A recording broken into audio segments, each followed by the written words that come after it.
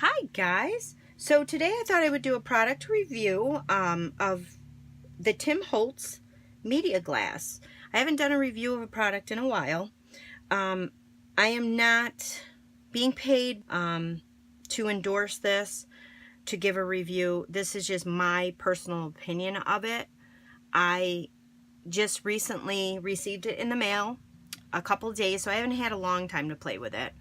I pre-ordered it in April or May, and I just got it. He showcased this in the fall on his video, and I fell in love with his video, but I wanted to wait to see some of the reviews, and there was a lot of positive reviews on it. I mean, it's just, the reviews are through the roof on this thing. So I went ahead and ordered it, and I am not disappointed. I'm telling you, it is awesome. I love the area that you have. It's a big workspace. It is like 23 3/4 long, and it's 14 1/8, a little over 1/8 wide. He's got this nice grid here for us. Let me just show you first on the back here. There are little feet that help it stay in place, and it lifts it up off your workspace. So that is nice. It gives you kind of a raised area, which that's how he designed it. He wanted it a raised area like that because, like he said, like all of us do, we start off with a space and we just close ourselves in with whatever we're working on because that's what we do. So this kind of prevents that. So you have your markers, your inks, your whatever, and there's a lip here. And so they kind of stay over there. They don't roll into your area. So that's nice. I like that. He's got these grids here. They're underneath. It's underneath the glass, so you can't wash this away, or it's not going to fade or peel or anything like that. These squares are all 1 inch, and he's got the center, the 0 here and a 0 here, and here's your dead center. And what he did was he's got it 1 through 7 inches this way, 1 through 7 inches this way. So, and then same thing down here, he's got 1 through 6, 1 through 6.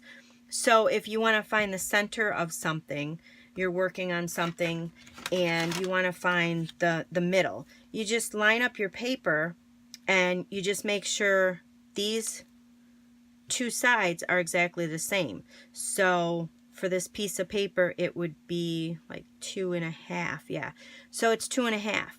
So there's my center right where that line is.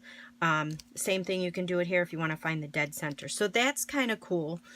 He made this area, it is 12 by 14. So it's scrapbookers in mind. We know scrapbook page is traditionally 12 by 12, so you have enough room to work on your scrapbook. So that's really cool. There also is tools that you can buy that go along with it.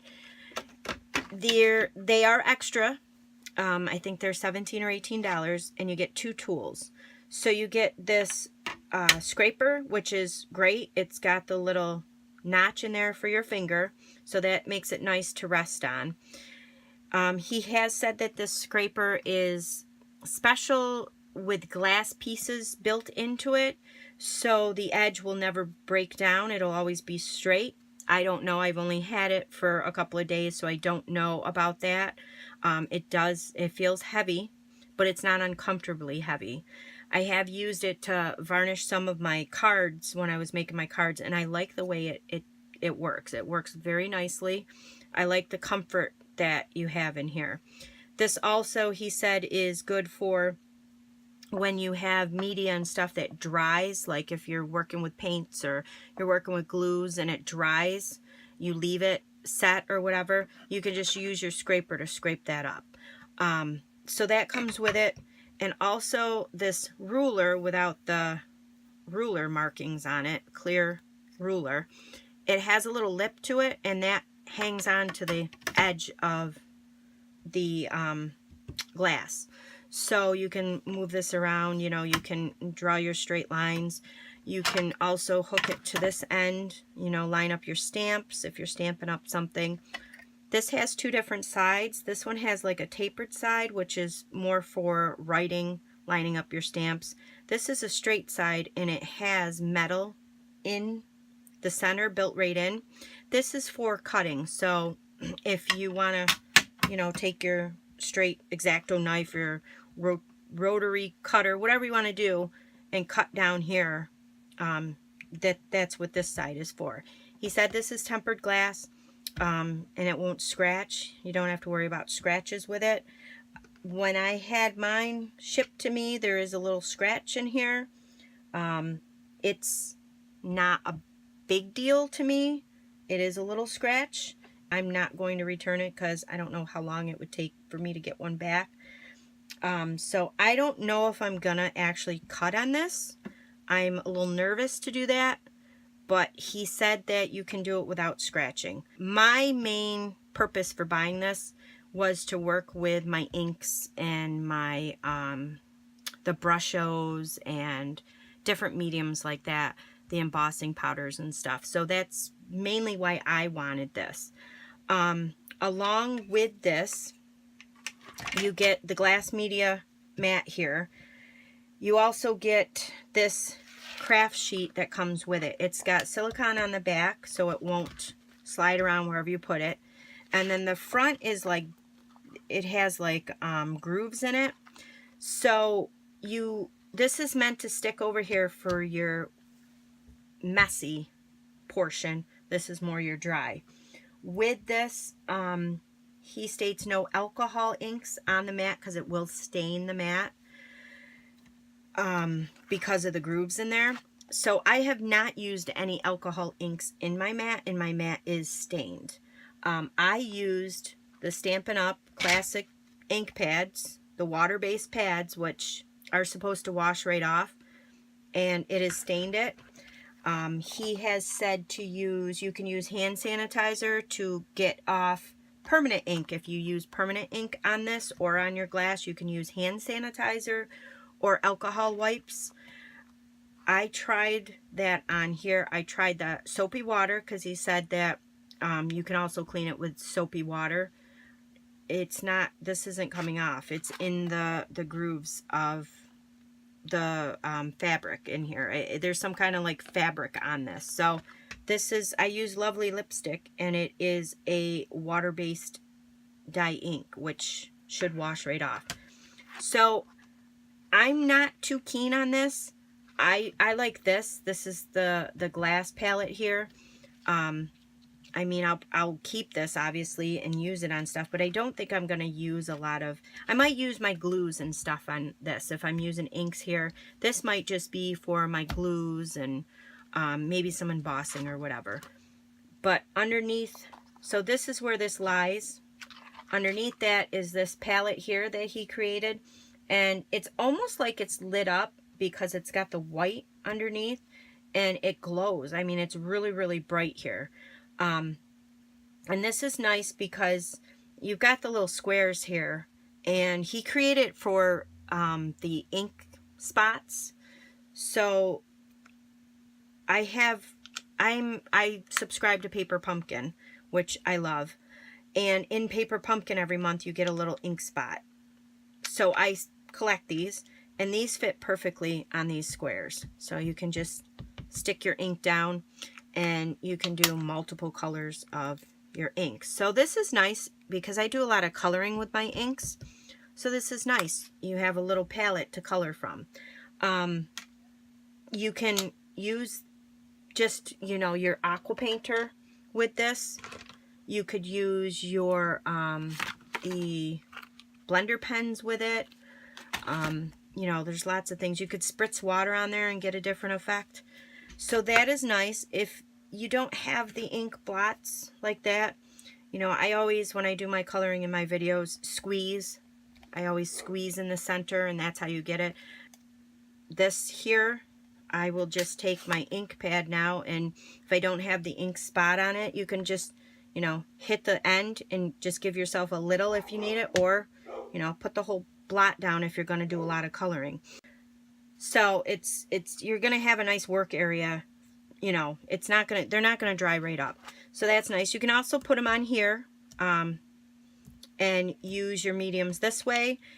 They actually bead up a little bit on this because of the texture here. So you're gonna get different outcomes with the inks, with your crayons, whatever you use to color. You're gonna get different outcomes with this versus this. I personally like the glass. So that's awesome. You can do that. And then of course, you know, you use your aqua pen. You can add some water in. You can take a little bit down here. You know, you can mix colors, take some here, mix whatever you want to do. It's really cool that way. So I like it for that. And then with this, I just take my simple chamois. This is through Stampin' Up. You can purchase this. I think it's $8, and you just wet it, and then it picks up all your inks and stuff. And then when you're done to wash it, you just run it through water, and you can wring it out, and you can get some of that ink out. So you just wipe it up with your water like that. You can spritz the water on. You know, you can have a chamois like this, spritz the water on, use a paper towel, whatever you want to do. I use the Brush-Os on it. I really liked using the Brush-Os on this, because I would use my Brush-Os on the mats, the Stampin' Up matte grids, and then of course they get all wet, and then you know you got a mess. So this is nice because it's a controlled area. You know, you put your Brush-Os on, sprinkle them down. You can either sprinkle them dry or spritz it all down with water and then sprinkle it on top. You know, play with it. So there's my Brush-Os. I'm gonna do a little bit of water in there, and then let it do its, you know, thing. See how it's, you know, and I want to spritz them a little bit more. And then just take your cardstock, and then you can just pick up that color. And there you go, you know, and play with it. You can dry this off, re-spritz it, re-dip it in there. But I really like this surface. Like I said, it controls your area. So that's kind of neat there with your Brush-Os. And then you just wipe it clean when you're done. The other thing that you can use are your markers, the Stampin' Right markers. You know, do some palettes of color in your markers here.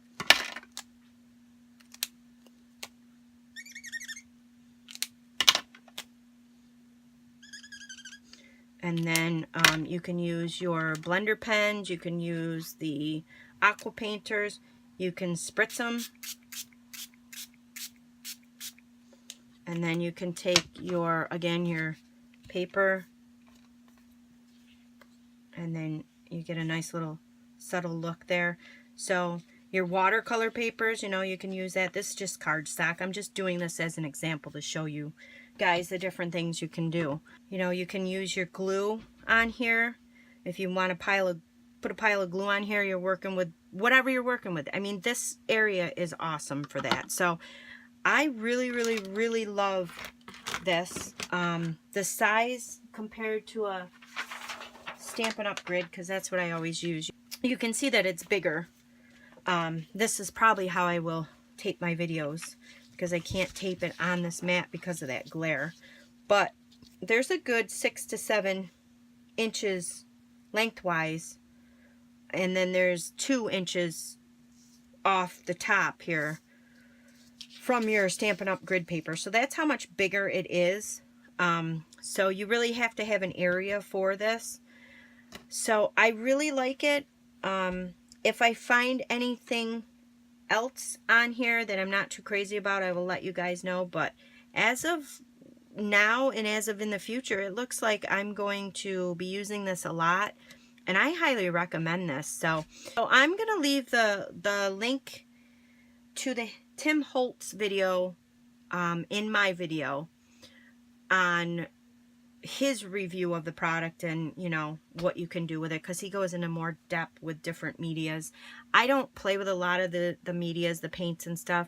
You know, I keep things more simple, but I think it's gonna help out a lot. So I hope you guys enjoyed the review of this product. If you guys have any questions, you know, just let me know. All right, guys, thanks for watching.